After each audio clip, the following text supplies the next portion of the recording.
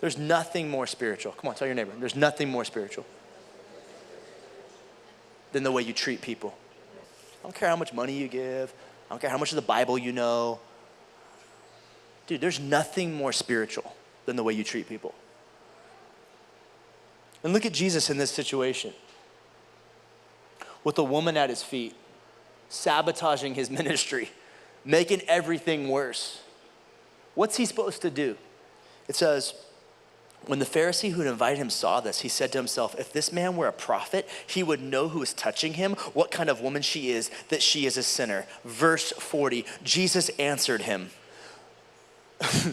When the Pharisee said this to himself in his mind, Jesus answered his thoughts. 1 point, Jesus. Simon, I have something to tell you. Tell me, teacher, he said.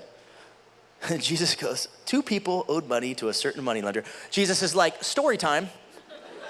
There's a prostitute on his feet crying, which is loud, wiping it, hair all over the place, kissing his, and he goes, hey, Simon, have I ever told you the story about the 2 guys that owed the guy money?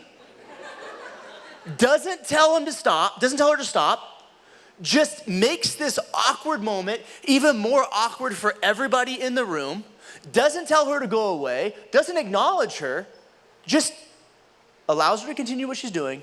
And then my theory is that he makes up this story on the spot because he doesn't tell, you know how Jesus tells the same stories a lot, right? This is like some random story that I think Jesus made up on the spot about Simon and the prostitute. Because listen to what it says. 2 people owed money to a certain moneylender. One owed 500 denarii, the other owed 50. Neither of them had the money to pay him back, so he forgave the debts of both. Now which will love him more?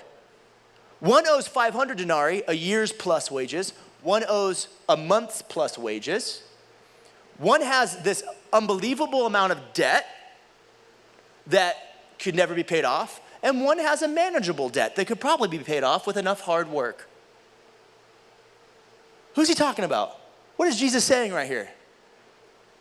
Hey, you know the 2 people that have a debt and there's somebody with the power to cancel or to forgive it? By the way, the word there that Jesus used is not cancel, he says forgave. Forgave the debts of both. Who loves the master more? The one who it was like a little bit of a relief because they probably could have paid it off themselves, or the one who knew they had no hope unless it was for the mercy of the master himself? Who's he talking about, guys? Who's he talking about? He's talking about the woman, and he's talking about the Pharisee. He's talking about the one who knows she needs a savior and the one who thinks he can save himself. The one who knows she's unrighteous and helpless, and the one who thinks they're righteous and can help themselves. Look at what he's doing. Jesus is so brilliant. He doesn't tell the woman to stop. He doesn't excuse her. He doesn't go, hold on, I'll be right back, time out. He doesn't go, no, guys, this isn't me. This isn't how things go. I don't just do this all over the place. It's just, hold on. He goes, let me tell you a story about 2 people who owed somebody money. Simon replied, well, I suppose the one who had the bigger debt forgiven. You have judged correctly, Jesus said. Now this is the best line. Then he turned toward the woman and he said to Simon, do you see this woman? Did you guys catch that? Jesus' body, he stands up. He turns toward the woman, but he says to Simon, remember how he was facing?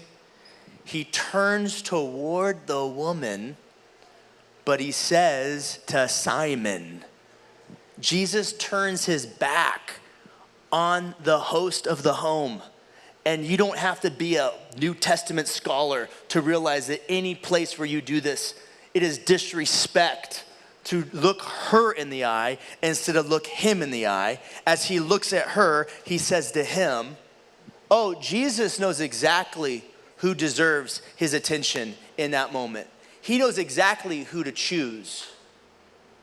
There's somebody who can't stand for themselves, and Jesus goes, I will always stand for the one who can't stand for themselves. Jesus chooses to bring dignity to the woman who is embarrassing him